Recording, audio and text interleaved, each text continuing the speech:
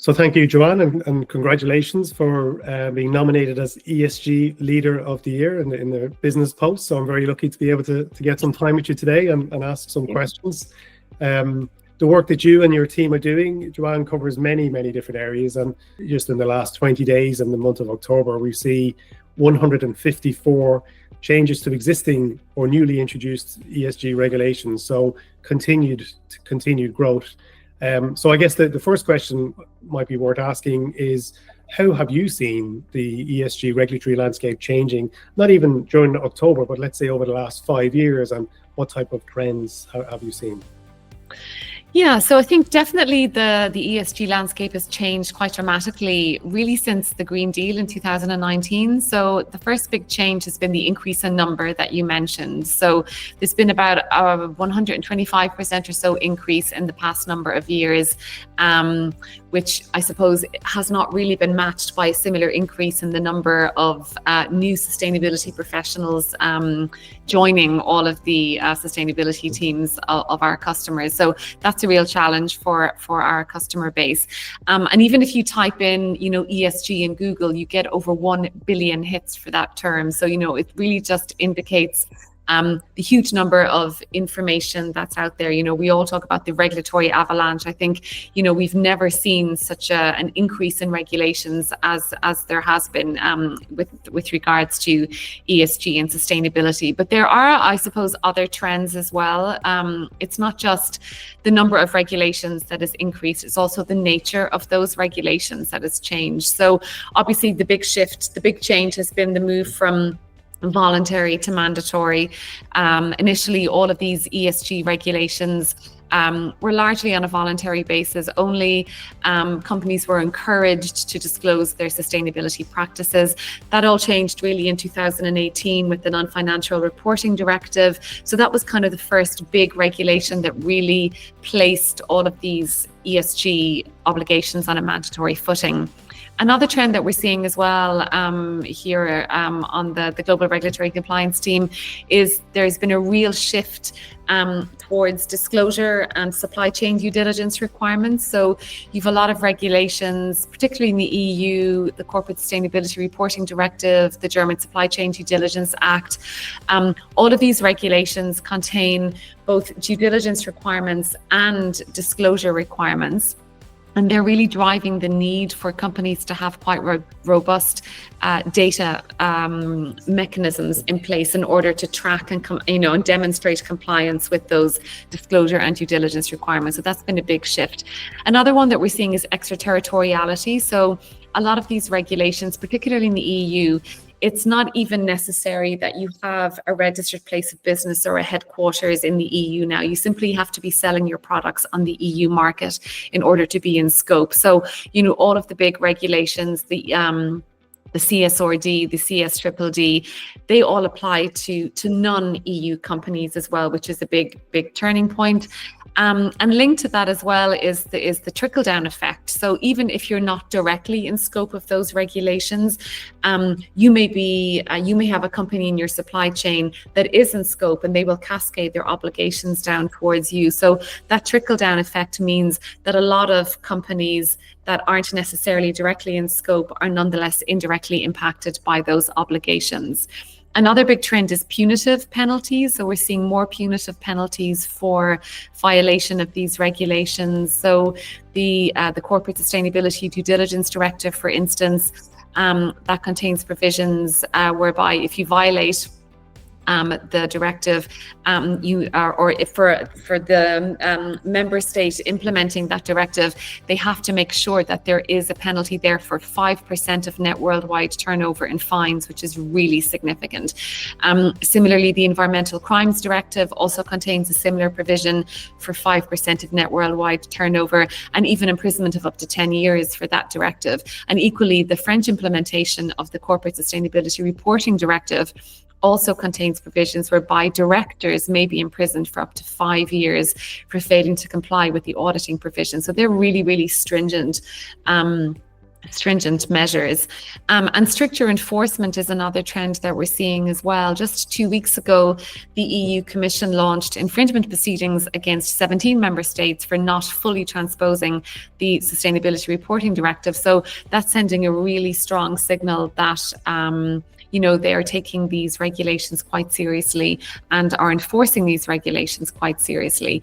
And then one of the other big trends is the increase in litigation and class action. So there's been a huge increase in climate and greenwashing related enforcement and litigation claims in particular. So they're just some examples of the trends that we've been seeing really over the past 4 to 5 years.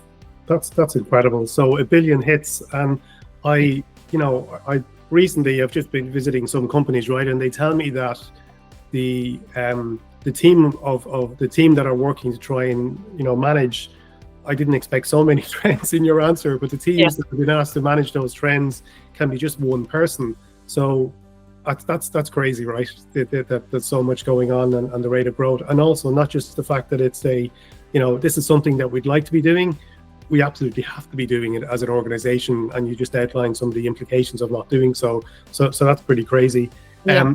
Is there anything bubbling up to the top in terms of the types of questions that the audience we work with, the customers we work with, that they're asking your team? Is there anything that's common across the questions that's coming out? Yeah, so in terms of obviously we have our Ask Our Experts service, and we are getting a huge amount of queries on the sustainability regulations across the board. So, some of the big questions that we have been getting relate to, for instance, the Corporate Sustainability Due Diligence Directive, which I mentioned earlier. So that entered into force in July, but EU member states now have 2 years to enact their implementing legislation. So some of the queries we've been getting relate to the extent to which non-EU companies are going to be in scope and the deadlines for those. So that's one area that we're getting a lot of questions in. There's also been some questions recently on the German Supply Chain Due Diligence Act. There's been a lot of speculation in the press as regards whether or not that act is actually going to be repealed. So we're getting some questions on that. So we're watching that one really closely. Penalties is a really big area across the board. For all of these regulations, our customer base are really interested to know what the specific penalties for non-compliance are in the event that they don't or they cannot fully comply with them. Another regulation that is really topical at the moment is the EU deforestation regulation. So that regulation prohibits the import of certain commodities or certain products containing things like cocoa and wood from the end of December this year, unless you can prove that those products are deforestation free, and there are some due diligence obligations there as well. But just 2 weeks ago, the EU Commission, because they were under huge pressure from the US in particular, but other countries outside of the EU, they published a proposal to delay the implementation of that regulation by 1 year. So that would mean that companies would have an additional year, so they would have until the end of December 2025 to comply with that regulation. So it's still a proposal, it's not yet finalized, but again, we're getting a lot of queries on that as to the likelihood of that proposal actually being finalized. And then the other area, or the other law that we're getting a lot of queries on, is the California Climate Disclosure Bill. So that was published just about 2 weeks ago. And what's interesting about that bill is it made some amendments to 2 existing climate disclosure bills. I think SB 261 and 253, I think, are the other 2 bills. But what's really interesting about that is it made some amendments to those 2 bills, but the actual application deadline has not changed. So normally the EU is kind of ahead of the curve with regards to these kind of sustainability regulations, but it looks like here that California in particular is kind of sticking to its guns, and it's not really bending to public pressure to change the deadlines there. So that's kind of an interesting one as well. So a lot of questions on that too. Yeah, and that's, again, commonality in terms of the questions, but it's across the board. There seems to be so many areas. Is there commonality with the types of companies that are asking? So I know there's some categories in terms of which companies are affected at which time. I know I'm seeing a trend, certainly in those that those in the market that are trying to solve. I'm seeing a new role actually emerge around with a title of business digital transformation, which is trying to build a link between the responsibilities across organizations, be it across legal, finance, product compliance, in fact, as well as these corporate regulations morph their way in. Is there a trend there in terms of the types of companies that are asking these questions, or in fact who's being most impacted at the moment? Yeah, I mean, I think really it's across the board in terms of the types of companies that are being impacted by these regulations. Like, I suppose primarily some of the big regulations like the Sustainability Due Diligence Directive and the Sustainability Reporting Directive, they apply to kind of the larger companies. They would be the main kind of target. So for instance, the CSRD applies to companies above a certain revenue and employee threshold. Similarly, in the UK, their disclosure rules also apply to companies above those revenue and employee thresholds.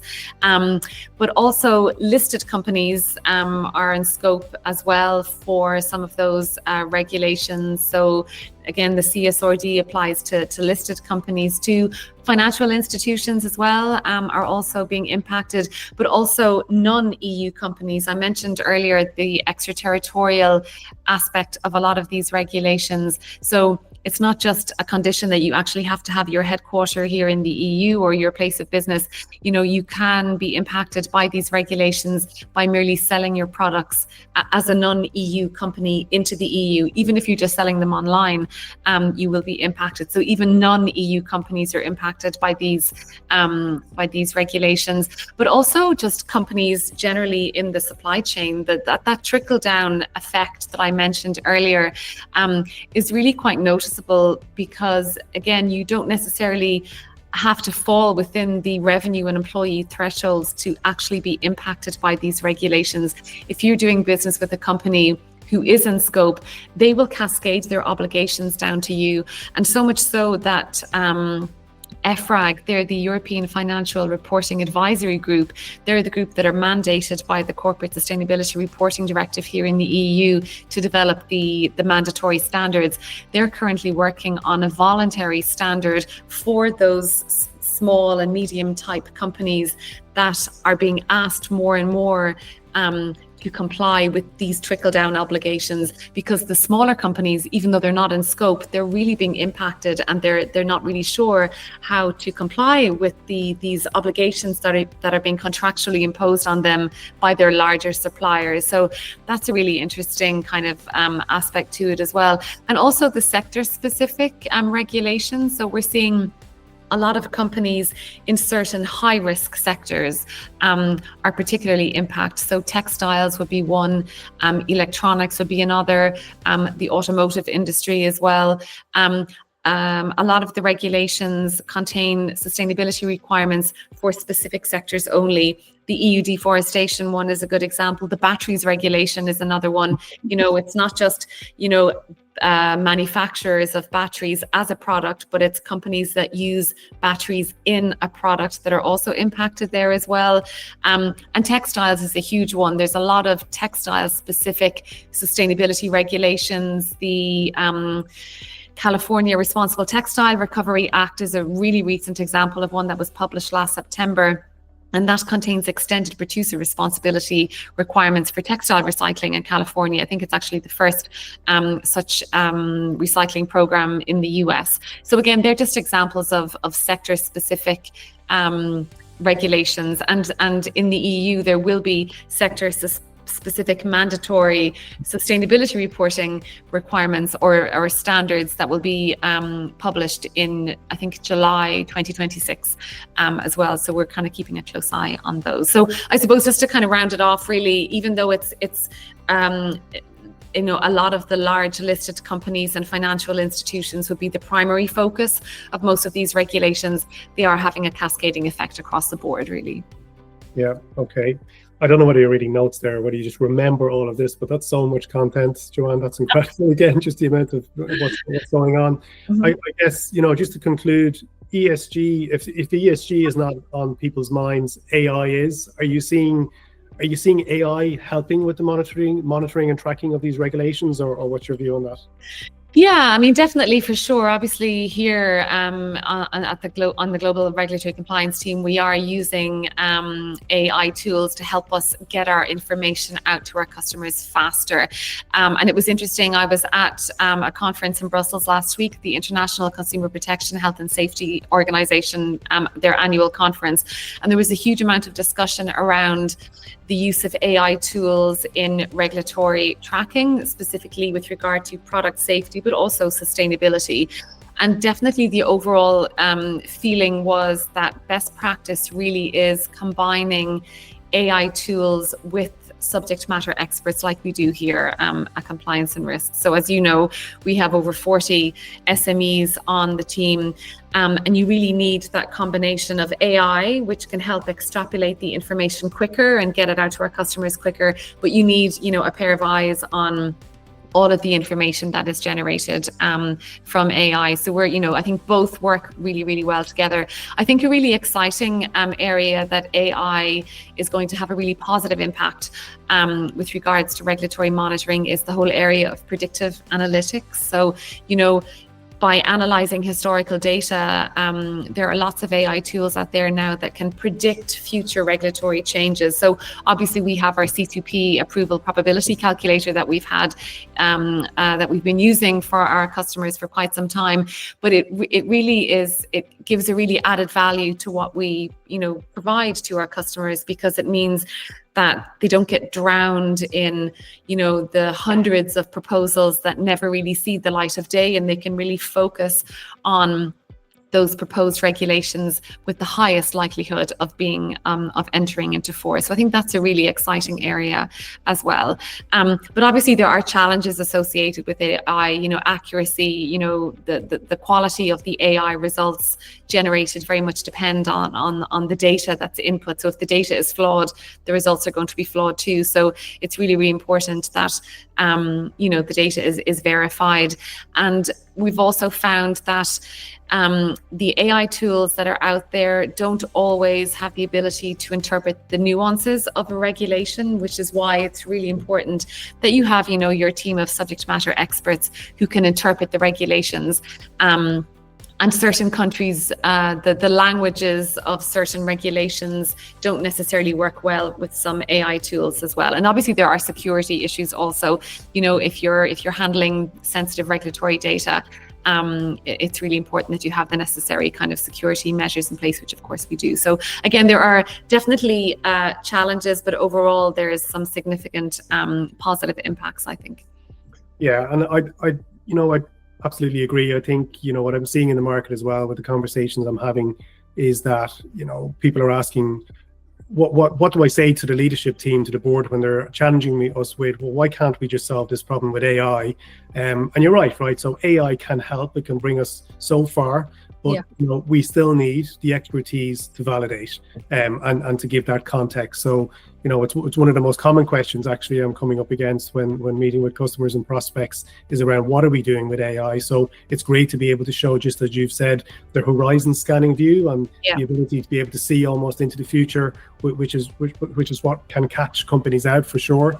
But it's we still need the expertise to validate for sure. So. Yeah, I think just using AI to kind of assist but not replace human research is kind of where we're kind of heading. So it's really important. Yeah. Great. Joanne, thanks so much. No worries. Thank you.